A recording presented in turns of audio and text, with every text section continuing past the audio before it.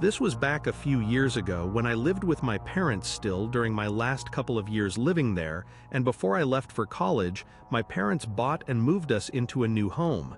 It was further away from the city and even most of the suburbs.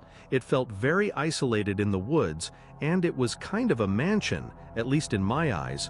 Even though it was just the three of us living there, we had family that stayed with us a lot, so I think that was their excuse for getting a bigger house than we needed anyway. This week was actually the rare time where my parents were the ones actually flying out to see the rest of our family. They offered for me to come with, but I didn't want to miss a week of school and had to do all the catch-up work and stuff, so I just stayed back and watched the house for them. One thing I found out very quickly at this new house was that I didn't like being alone in it. The place was just so large, and there were so many long hallways with empty spare rooms that it felt uncomfortable. Not to mention the place was built over a century ago, which was kind of creepy on its own. I was old enough to kind of ignore that uneasiness, but it still never went away. The first 2 days that my parents were gone, everything was fine. I went to school, hung out with some friends, and just chilled at home. On the third day, I did the usual, going to school and then getting food with my buddies afterward. Not getting back to the house until 6 or 7 that night. It was already pretty dark out, and I was kind of exhausted, wanting to just lay in bed for the rest of the night. I headed inside and dropped my school stuff by the door, then walked up to the second floor. Pretty much right when I looked down the long main upstairs hallway, I noticed something off. One of the spare bedroom doors was open. I didn't immediately think there was actually something wrong, but it just brought that uneasiness back that I always felt. I walked down and looked into the spare room. It just had a bed and a couple of random pieces of furniture, but aside from that, there was nothing there. I closed the door, but still felt off about it. The thing is, my room was at the end of this hallway, so I walked past all these doors multiple times a day, and I can't see how I wouldn't have noticed this door being open until just now. I always hated when the doors were left open in this massive house because it just felt weird to walk past so many open rooms before chilling. I did a short walkthrough of the house, not looking into every room, but just looking for any signs that something was off. Seeing nothing else, I figured I just never noticed the open door and tried to not let it creep me out too much. Maybe it could have even opened up on its own while I was out of the house, like if it wasn't fully closed already. I went to my room and turned on the TV, trying to ease my mind. Unfortunately, it didn't help much.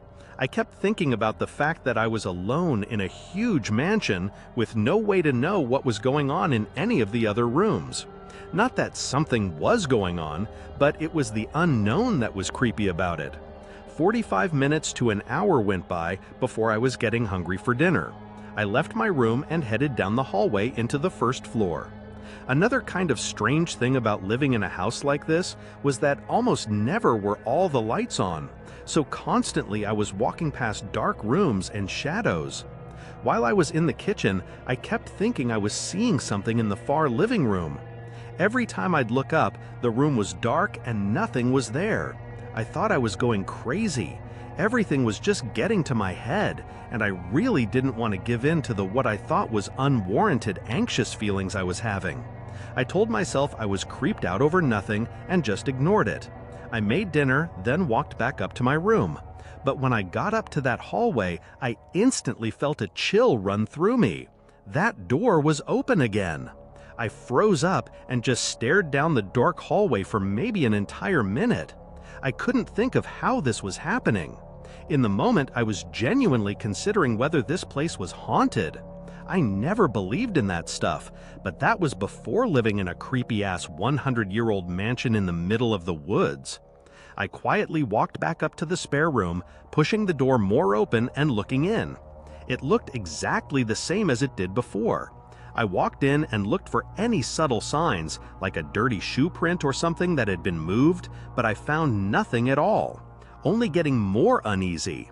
I left and went to my room, closing and locking the door. I sent a text to my parents, not trying to sound too alarmed, but just asking if they noticed the spare room door opening, or if there was a problem with it or something. They responded quickly saying they hadn't noticed anything and wasn't really sure what I was talking about. I said to not worry about it and it was probably nothing, but honestly, I was getting more unsettled by the minute.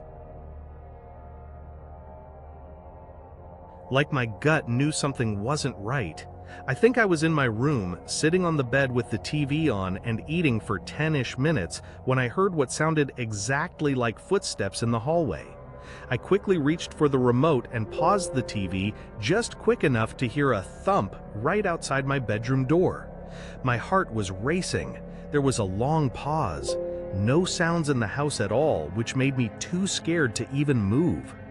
Then, whoever the hell was outside my room softly and slowly knocked on the other side of the door like they were just tapping on it.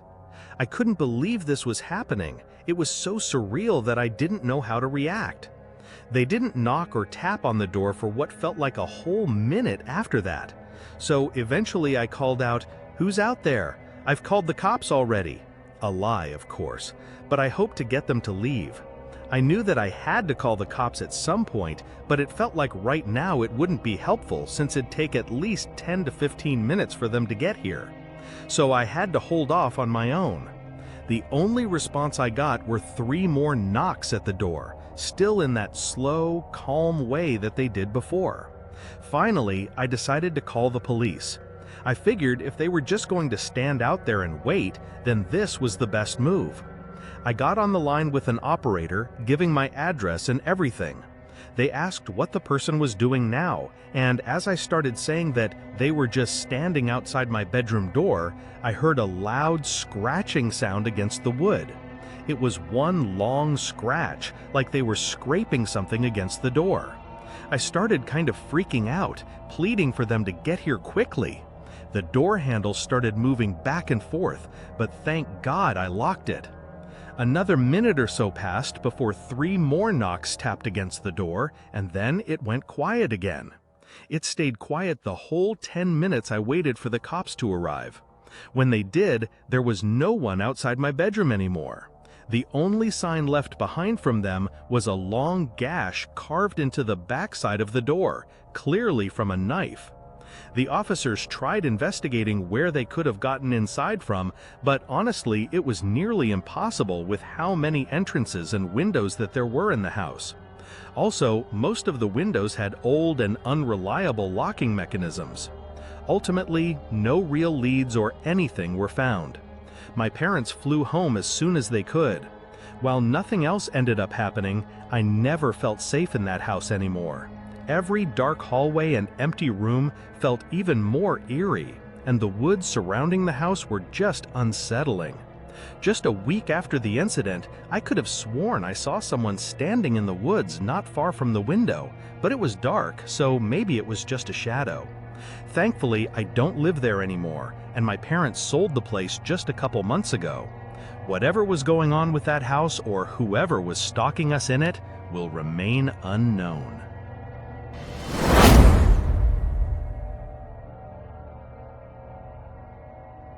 It was a pretty normal Friday night for me.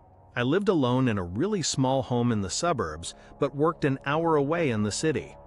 Finally reaching the weekend, I was ready to do absolutely nothing tonight and just watch YouTube game and maybe sleep in. I took a quick shower after getting home, then fired up the PlayStation and relaxed and gamed for a few hours. I even cracked open a few beers. The night was going pretty well, and I thought the only thing that could make it perfect was to get some pizza delivered. I ordered from a local pizza shop, just using their app to place the order with, then laid back on the couch and watched YouTube on the TV while I waited. After 45 minutes though, I realized it'd been a while since I'd placed the order, and hadn't gotten any texts that they were on the way. I pulled my phone out and checked the app. It said there was a delay. I don't remember the exact message, but it was very generic, basically saying, "Sorry for the delay, your order will be on the way soon." It was no big deal. I was trying to stay up late anyway. Although I felt my eyes getting heavy, maybe I was more tired than I thought. Over the next 15 minutes with YouTube playing in the background, I slowly dozed off. I woke up suddenly to the doorbell ringing multiple times. I shot up from the couch, thinking, oh, the pizza delivery. I had no idea how long I was passed out for, or how long the delivery guy had been waiting on me. I hurried over to the door and opened it. I was still really groggy, and having the couple of beers earlier didn't help at all. There was a man standing on my porch. "Sorry, I hope you weren't waiting long. How much do I owe you?" I said tiredly. The guy looked a little confused. I clarified, "For the pizzas, how much do I owe you?" It was as the words came out of my mouth that I realized this guy wasn't even holding any pizza boxes or anything at all. No uniform either. He had dark jeans and a gray hoodie flipped over his head, and hands stuffed into his pockets. The guy didn't answer for an awkward amount of time, like he was still thinking about what I said. But then he smiled and said, not to worry, the pizzas were still on the way. He stopped talking after that, just looking at me, as if that were a normal answer. Even me being a little drunk and really tired, I knew that was a weird response. Why would he be here if it were still on the way? But I just said, okay, and after another couple seconds of awkward silence, I closed the door. I rubbed my face and tried to regain my thoughts. Why was that interaction so strange? I was aware that I wasn't in the right mind, but unfortunately, that made me think that maybe it wasn't as off as I was making it out to be. I put on a new video, then sat down and continued watching, only for me to fall asleep once again. This time I woke up to a clicking sound. I didn't know what it actually was though, however I knew I'd only drifted off for a few minutes because the video was still running. I sat up again and waited for a doorbell or a knock or something, but there wasn't. I still didn't know what that click sound was. But it was then that I finally remembered to check the app for any updates on the order. I opened my phone but didn't even get past the lock screen without being confused. It was 4 a.m. I placed the order at 11 and the pizza shop was only open until 1 a.m. I quickly checked the app, seeing the order was delayed for an hour before getting canceled by the shop. But then, who was just at my door? I got up from the couch and walked through the hallway to the front door, checking out the peephole and seeing no one out there. I reached down to unlock and open the door, only to see it was already unlocked. I must have forgotten to lock it when I answered the door just a few minutes ago, because I was so out of it. I opened the door and looked out, but saw nothing, just an empty and quiet neighborhood. I was way too tired and tipsy to be dealing with whatever was happening without getting any answers. I closed the door and instantly stopped to dead in my tracks. That sound, the door clicking into the doorway, it was exactly what I heard that woke me up. I felt my face go pale in a split second. I replayed the whole interaction with the guy, realizing my mistake and that he was just going along with being the pizza delivery guy. What intentions could he possibly have for him to lie about that? I looked back into the dark and quiet home. Everything in me told me to leave. I quietly walked back down the hallway, trying to get my phone from the couch. Just when I did, I heard something move in the other room. I panicked, grabbing my phone and running for the front door. I ran out of the house and down to the end of the block, then dialed 911. The cops arrived pretty quick, just a few minutes after I called, but it still wasn't fast enough. The guy was long gone. I gave them every single detail I could think of, exactly what he looked like, what he said, and everything, but so far, that's all we got, and unless something else happens, it's likely where it'll be left at. I think over that night all the time trying to figure out what really happened, but I don't know, it seems like the order being canceled was just a really bad coincidence. The biggest question is why this random guy was outside my house ringing the doorbell at 4 a.m. to begin with. What was he initially intending? My guess is that he was scouting for empty houses or easy targets to either rob or worse. When I entered the door, he probably could tell I was drunk, tired, and not in the right headspace, so he figured he could take advantage of that. I'm even willing to bet he waited outside the door and listened for whether or not I locked it. Then he just waited a few minutes for me to go back to sleep. Had I not woken up or realized the situation,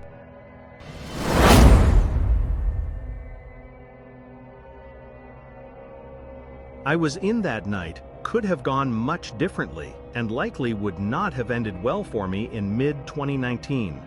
I moved to a new town for a work opportunity. I didn't have much when I got the job and moved, so I found the cheapest apartment possible and rented the smallest room. It was a one-bedroom unit on the second floor of a small complex, only having 4 units in total. They were very old and outdated, and honestly not in a very nice area. For the first 3 months, I was the only one living in the complex. All 3 of the other units were vacant, which made me feel a little uncomfortable about the place. But it was only meant to be temporary until I saved enough for my new job. So I held out. Work turned out to be a lot more stressful than I hoped for, though. Lots of late nights, overtime, and just not the best work environment. I didn't have much time to spend in my apartment, aside from sleeping. One night, I got home at 8 p.m., tired and barely awake. As I walked inside, I took my shoes off and walked down the hall to my room, when there was a sudden knock against the door to my unit. I jumped, startled awake by how unexpected it was. I didn't see anyone outside when I was walking in. I stumbled back over to the door, and through the peephole, I could barely see anything. I think the glass was either broken or had a stain or something covering it. Unsure who it was, I opened the door, standing really close to the doorway. Was an older man, say late 40s to early 50s, with dark hair and stubble. His eyes were really striking, not in a good way, but in an unsettling way. "How can I help you?" His eyes opened a bit wider, and after a moment, he asked if I lived here. I thought that was a pretty strange question, but I just said yeah, without thinking too hard about it. He grinned at me and said he was moving into the unit right next to me and just wanted to introduce himself. He then gave an awkward wave goodbye as he walked down to the unit next to mine and went in. Oddly, he never actually introduced himself, like told me his name or anything. I just thought he was a weird old man, but nothing to worry about. If anything, it was kind of a relief knowing someone else had moved into this otherwise vacant building that I was staying in alone. That night, I had dinner and went to bed early, having another long day of work the following day. I got back around the same time as before, but this time, as I walked up the outdoor stairs to my unit, I saw blinds move in the window to the unit next to mine, the one that the old man said he moved into. The way the blinds were swaying looked like as if he were looking out the window at me. I hurried up to my door and got inside, feeling a little uncomfortable. I told myself it was likely nothing and to not overthink it. However, I again was only inside for maybe 30 seconds before there was a knock from the door. I went back over to the door and, out of habit, I looked out the peephole again, only to be reminded that I couldn't see anything. So I opened the door, already knowing likely who it was. It was the same man, looking exactly the same as last night. "Is there something you need? I'm just in a bit of a rush at the moment," I said, trying my best to not be rude, but really not wanting to talk to anyone right after a long day of work. The man didn't really react to what I said, though. "Would you happen to know how the thermostat works in these units? I must be too old to figure it out," he said with a slight chuckle, hoping this was as harmless a question as it seemed. I explained the very simple way it worked. I mean, these things had just a couple of buttons. It would be hard to not understand them. He nodded and smiled, but then asked if I could show him, as he thought he already tried what I just said. I reminded him that I was in a hurry, and he apologized, but was being a little passive-aggressive and pushy, saying it'd only take 30 seconds and he really needed my help. To be fair, it was the middle of winter and pretty cold out, so if he really couldn't get his thermostat to work, I'd feel pretty bad. After a bit, I folded and said, "Okay, I guess." I just thought it would get him to leave me alone. He led me down the balcony to his unit. The door was already open. The man walked in, but as soon as I saw the inside, I stopped in the doorway. His unit was empty. There wasn't a single piece of furniture or even a moving box anywhere. And it was dirty, with paint peeling off the walls. It was clear from just looking at it that there was no way this unit had been rented out. Even more strange was a disgusting odor escaping through the doorway. The man noticed my hesitation and looked back at me. "Come on, it's just right here." I wasn't sure what to say, trying to think of an excuse to not go in. He told me again for me to come on in, but in the most unsettling and chilling way. His expression shifted from friendly to this dark, disappointed look. He took an aggressive step forward, and I quickly ran away from the doorway. I got into my unit and locked the door behind me.